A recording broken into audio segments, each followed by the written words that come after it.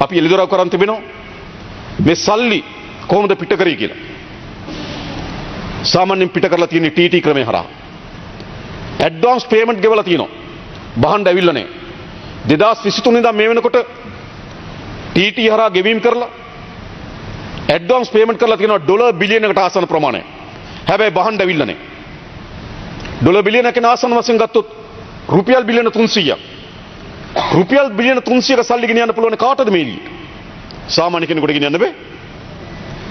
සාමාන්‍ය ව්‍යාපාරිකයෙකුට බිලියන 300ක් රටින් පන්නන්න බෑ. හැබැයි පන්නලා තියෙනවා. මේ ඇතුලේ කුඩු සල්ලි තිබෙනවා. දූෂණයෙන් උපයාගත්තු සල්ලි තියෙනවා. අපරාධ වලින් උපයාගත්තු ධනෙ තියෙනවා. ඒ පිළිබඳව පරීක්ෂණ දියත් කරලා තිබෙනවා. බිලියනකට ඩොලර් බිලියනකට ආසන්න ප්‍රමාණයක් ඇඩ්වාන්ස් පේමන්ට් කරලා ලංකාවට බඩු වෙවිලා නැහැ. අවුරුදු දෙකකට ආසන්න කාලයක් මේ සිදුවීම වෙලා තියෙනවා. දෙකකට වඩා වැඩි කාලයක්. දැන් අපි ඒක වළක්වීම සඳහා දැන්ට රෙගුලාසි පනවමින් තිබෙනවා. නමුත් තවත් ඉසිරියන්න ඕන. සමහර බැංකුවල සබඳතාවයන් තිබෙනවා. බැංකු ශාඛා කීපයක් අපි හඳුනාගෙන තිබෙනවා. බැංකු ශාඛාවේ මැනේජර් අනිත් බැංකුවට යනකොට ඒ බැංකුවේ මේ වැඩේ වෙලා තියෙනවා. මේමයි මේ සිදුවීම සිද්ධ වෙලා තියෙන්නේ. නිසා සල්ලි පන්නලා තියෙනවා රටෙන් එළියට. ඒවල එළිදරව් වෙලා තිබෙනවා. කීප දෙනෙක් අපි අත්අඩංගුවට අරන් තිබෙනවා. නේද? පරීක්ෂණ පවත්වමිනෝ.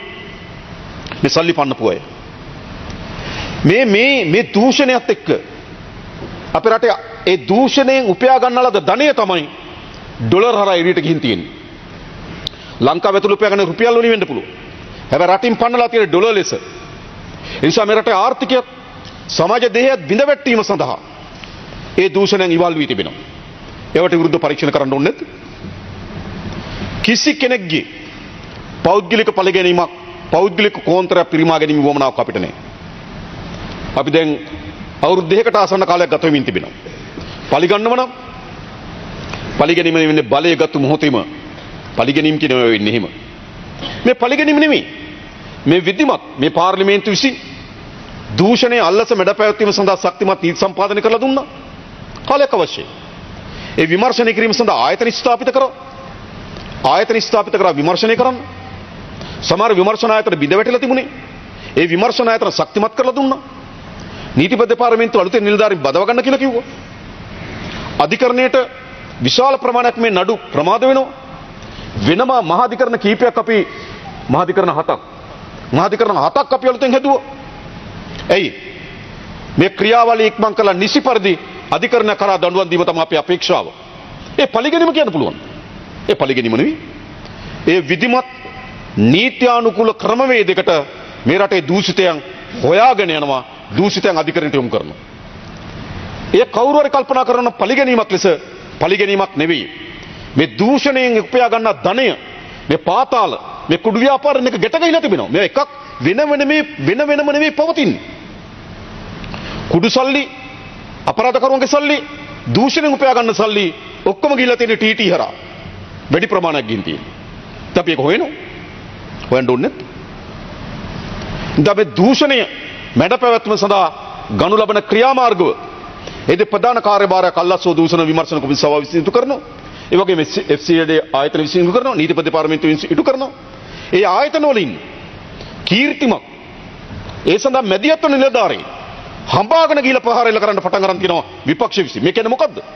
හොරකම් කරන්න ඉඩ දෙන්න. හොරකම් කරන එකට දඬුවම් දෙන්න එපයි කියන පණිවිඩෙන්නේ මේ දෙන්නේ. ඒ නිසා දූෂණය බලාගෙන තමුන්වන්සලා තේරුම් ගන්න වෙවි.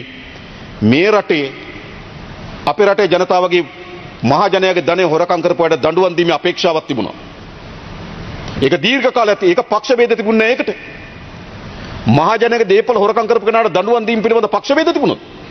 උතුරද දකුණද කියලා ભેද තිබුණාද? නෑ පොදු ජනයාගේ අපේක්ෂාවක්. හැබැයි අපේක්ෂාව හැමදාමත් ඒ අපේක්ෂාව පෙරදරි කරගෙන ආණ්ඩුව වලට ඡන්ද දෙනවා. හැබැයි ආණ්ඩුව කෙටි කාලයකින් ඒ හොරකමීම යෙදෙනවා. අපි එහෙම කරන්නේ. අපි මේ රටේ පොදු ජනයාට දූෂණය වංචාව පිළිබඳ දඬුවම් ලබා දීම සඳහා තියෙන අපේක්ෂාවට පනපවන ආණ්ඩු බවට මේ ආණ්ඩුව පත් වෙලා තියෙනවා, පත් කරමින් තිබෙනවා. කරනවා. ඒ විමර්ශනය සඳහා විශාල නිලධාරීන් ප්‍රමාණයක් වුණත් අපි ස්තුතිවන්ත වෙන්න ඕන. සමහර ජීවිත අවදානම් අරගෙන තමයි ඔවුන් මේ විමර්ශන කරමින් තිබෙන්නේ. ඒ අනුව විශාල ප්‍රමාණයකට අපි වරෙන්තු අරගෙන තිබෙනවා. විශාල ප්‍රමාණයක් අද අධිකරණයට මුහුණ දෙන්න බැරුව පලා ගිහිල්ලා තිබෙනවා. අධිකරණයට මුහුණ දෙන්නේ නැහැ. මේ පරිගැනීම නෙවෙයි. මේ ඊටමත් යුක්තිසහගත ලෙස ඒ අපරාධකරුවාටද තමන් පිළිබඳව තියෙන කරුණු ඊටා මැනවින් අධිකරණයට ඉදිරිපත් කරලා නිදහස් වීමේ අයිතිය තියෙනවා. හැබැයි වරෙන්තු 7-8 නිකුත් කරනවා එක්සත් ජනපදයට වෙලා ඉන්නවා. මොන දේශපාලකද රටේ තිබිලා තියෙන්නේ? අපි වරෙන්තු නිකුත් කරනවා, රතු වරෙන්තු නිකුත් කරනවා, ගෙන්වා ගැනීම සඳහා උපරිම උත්සාහ දරනවා. මේ අපරාධකරුවා ලංකා අධිකරණය හමුවට පමුණවන්න ඕන. කරමින් ඉන්නවා. ඒ වගේම සමහර සාක්ෂිකරුවන් ලංකාවේ ඉඳන් සාක්ෂි දෙන්න බිය වී තිබෙනවා. සමහර සාක්ෂිකරුවන් කියනවා ලංකාවට අවිලා සාක්ෂි දෙන්න බයයි කියලා කියනවා. උන් අපෙන් ඉල්ලලා සිටිනවා වෙන රටකින් සාක්ෂි දෙන්නම් කියලා. දැන් අපි නීතියකට සම්පාදනය කරලා තිබෙනවා. ඒ අනුව අපි එම රටවල් වල තියෙන තානාපති කාර්යාලවල වලට අපි නිලධාරීන් ගිහිල්ලා එම සාක්ෂිකරුවන්ගෙන් සාක්ෂි විමසන්න දැන් කටයුතු කරලා තිබෙනවා. ළඟදීම ඕස්ට්‍රේලියාවට ඒ සඳහා යෑමට බලාපොරොත්තු වෙනවා අපි. හරි. ඒ සාක්ෂිකරුවෝ බය ඉන්නවා. මේම රටක් තියෙන්නේ.